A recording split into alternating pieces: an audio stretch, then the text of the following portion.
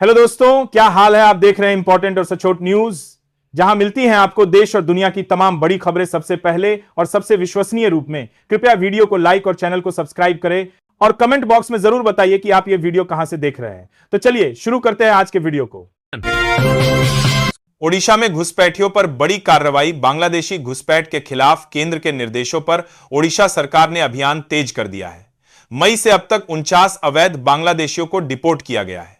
इस कार्रवाई के लिए एक स्पेशल टास्क फोर्स बनाई गई है और अवैध प्रवासियों को रखने के लिए 2 डिटेंशन सेंटर और 18 होल्डिंग सेंटर स्थापित किए गए हैं।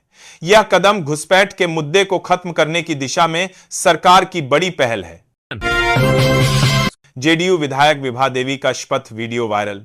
बिहार विधानसभा सत्र के दौरान जेडीयू विधायक विभा देवी यादव को शपथ पढ़ने में भारी कठिनाई का सामना करना पड़ा।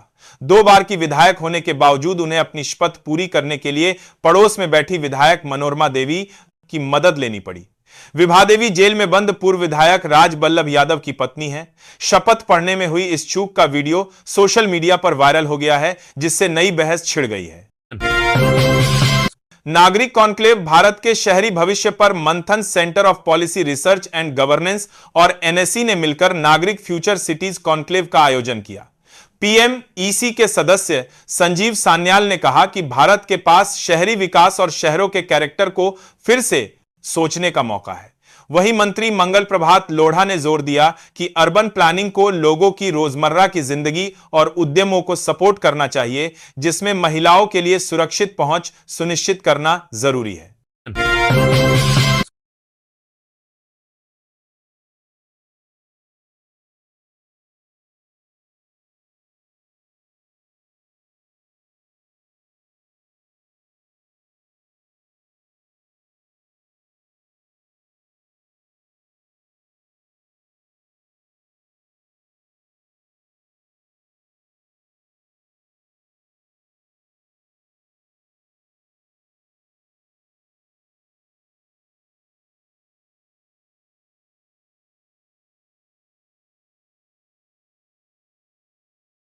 चरण की वोटिंग जारी।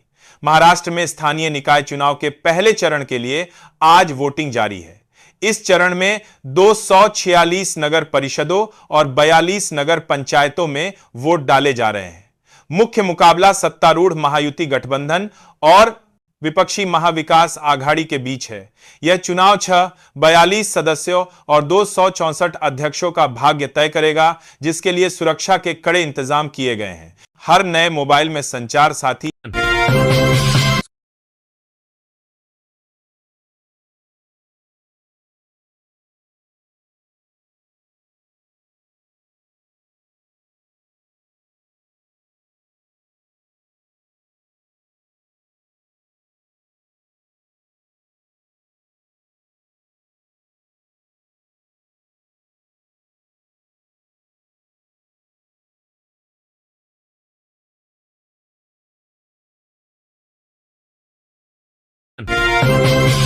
पीएम मोदी को दुनिया क्यों सुनती है। राष्ट्रीय स्वयंसेवक संघ प्रमुख मोहन भागवत ने पुणे में कहा कि आज प्रधानमंत्री नरेंद्र मोदी की बातों को दुनिया इसलिए सुनती है क्योंकि भारत की शक्ति अब प्रकट हो रही है और उसे अंतर्राष्ट्रीय मंच पर उचित स्थान मिल रहा है।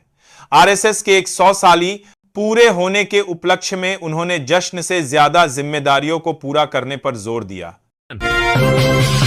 दिल्ली एनसीआर का मौसम पारा गिरा मगर राहत भी। दिल्ली एनसीआर में कड़ाके की ठंड पड़ रही है, जहां सोमवार को न्यूनतम तापमान 5.7 डिग्री सेल्सियस दर्ज किया गया। हालांकि आने वाले 2-3 दिनों में 2 पश्चिमी विक्षोभों के कारण तापमान में मामूली बढ़ोतरी होने की उम्मीद है, जिससे थोड़ी राहत मिलेगी। आज दिन में हल्की धुंध रहेगी और तापमान 25 डिग्री सेल्सियस तक जा सकता है, लेकिन दिसंबर के मध्य से ठंड फिर से बढ़ेगी। ब्रह्मोस सुपरसोनिक मिसाइल का सफल परीक्षण। भारतीय सेना ने सोमवार को बंगाल की खाड़ी में ब्रह्मोस सुपरसोनिक क्रूज मिसाइल का सफल कॉम्बैट लॉन्च परीक्षण किया। यह एक long range precision strike test था, जिसने मिसाइल की लंबी दूरी से सटीक प्रहार करने की क्षमता को साबित किया। सेना ने कहा कि इस मिशन से यह संदेश जाता है कि भारत किसी भी समय सामने आने वाली चुनौतियों का सामना करने के लिए पूरी तरह सक्षम है। महाराष्ट्र निकाय चुनाव क्रेडिट वॉर के बीच वोटिंग महाराष्ट्र निकाय चुनाव के पहले चरण के लिए आज मतदान जारी है। इस चुनाव से ठीक पहले महायुति गठबंधन में लाड़की बहन योजना के क्रेडिट लेने को लेकर बीजेपी, शिंदे सेना और एनसीपी के बीच सियासी घमासान छिड़ गया था। मुख्य मुकाबला महायुति और एमवीए के बीच है। आज 264 नगर परिषदों और नगर पंचायतों के लिए वोट डाले जा रहे हैं, जिसके नतीजे 3 दिसंबर को आएंगे। दिल्ली एनसीआर का मौसम पारा गिरा मगर राहत भी। दिल्ली एनसीआर में कड़ाके की ठंड पड़ रही है, जहां सोमवार को न्यूनतम तापमान 5.7 डिग्री सेल्सियस दर्ज किया गया। हालांकि आने वाले 2-3 दिनों में 2 पश्चिमी विक्षोभों के कारण तापमान में मामूली बढ़ोतरी होने की उम्मीद है, जिससे थोड़ी राहत मिलेगी। आज दिन में हल्की धुंध रहेगी और तापमान 25 डिग्री सेल्सियस तक जा सकता है, लेकिन दिसंबर के मध्य से ठंड फिर से बढ़ेगी। उत्तर प्रदेश दिल्ली एनसीआर का मौसम पारा गिरा मगर राहत भी। दिल्ली एनसीआर में कड़ाके की ठंड पड़ रही है, जहां सोमवार को न्यूनतम तापमान 5.7 डिग्री सेल्सियस दर्ज किया गया। हालांकि आने वाले 2-3 दिनों में 2 पश्चिमी विक्षोभों के कारण तापमान में मामूली बढ़ोतरी होने की उम्मीद है, जिससे थोड़ी राहत मिलेगी। आज दिन में हल्की धुंध रहेगी और तापमान 25 डिग्री सेल्सियस तक जा सकता है, लेकिन दिसंबर के मध्य से ठंड फिर से बढ़ेगी। उत्तर प्रदेश में कड़ाके की ठंड का आगाज। दिसंबर की शुरुआत के साथ ही उत्तर प्रदेश में देश में एलपीजी खपत ने बनाया नया रिकॉर्ड। भारत में घरेलू एलपीजी खपत ने वर्ष 2024-25 में एक नया रिकॉर्ड बनाया है। Petroleum planning and analysis cell के आंकड़ों के अनुसार खपत 31.3 मिलियन मीट्रिक टन तक पहुंच गई है। यह खपत इंग्लिश के साथ में बात करते हैं, किसमें बात करते हैं कि खपत के साथ करते हैं, पिछले एक दशक में दोगुनी से भी ज्यादा हो गई है। यह आंकड़ा सिर्फ बढ़ती उपभोक्ता मांग को ही नहीं, बल्कि देश में साफ और सुरक्षित कुकिंग एनर्जी की ओर हो रहे बड़े बदलाव को भी दर्शाता है। एमपी में हर नगर में बनेगा नया गीता भवन। अंतर्राष्ट्रीय गीता जयंती के अवसर पर मध्य प्रदेश के मुख्यमंत्री डॉक्टर मोहन यादव ने बड़ा ऐलान किया है। उन्होंने कहा कि इंदौर में लोकार्पित किए गए अत्याधुनिक गीता भवन की तर्ज पर अब प्रदेश के सभी नगर निगमों भवन ने नगर पालिकाओं और नगर पंचायतों में भी नए गीता भवन बनाए जाएंगे। मुख्यमंत्री ने कहा कि गीता संघर्ष में आत्मबल और जीवन में मार्गदर्शन देने वाला ग्रंथ है।